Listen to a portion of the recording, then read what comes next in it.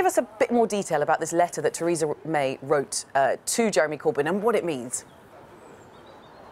Well, good morning to you, Belle. It was a very polite letter, as you might expect. I think she ruled out nothing explicitly within the letter, but then also agrees to nothing as well, and talked about the importance of having further talks with the Labour Party in terms of getting a deal together on Brexit. She wrote that it is good that we agree that the UK should leave the European Union with a deal, and she also went on to say that it was good that Jeremy Corbyn didn't seek another election or a second referendum within that letter. But there remains, I should say, a fundamental difference of opinion on a customs union and whether Britain should seek to be in one with the EU post-Brexit.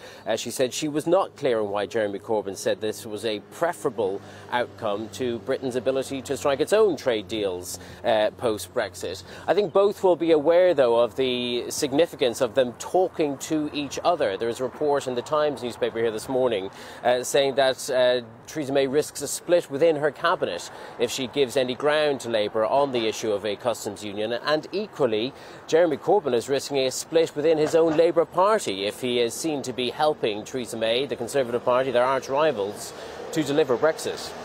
And meanwhile, of course, Brexit negotiations are still stuck on this issue of the Irish backstop and where you'd put a border with a new, a UK that would be out of the EU.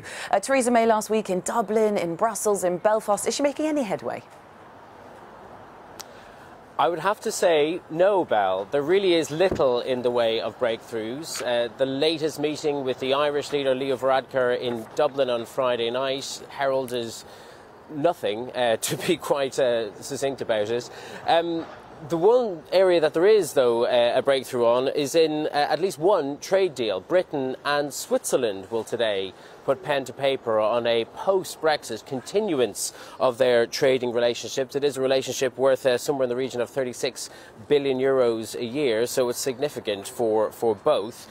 But it also must be stressed that this is one of a very, very long list, somewhere in the region of 40 trade deals, which Britain currently benefits from under its EU membership and which are in jeopardy if it doesn't sign continuous deals for them post-Brexit. Just a few weeks ago, the International Trade Secretary, Liam Fox, had to admit that there had been little to no progress on continuing these trade deals. Since then, there have been continuance agreements put to bed with Israel, Australia and New Zealand, but there really is an awful lot more work to do.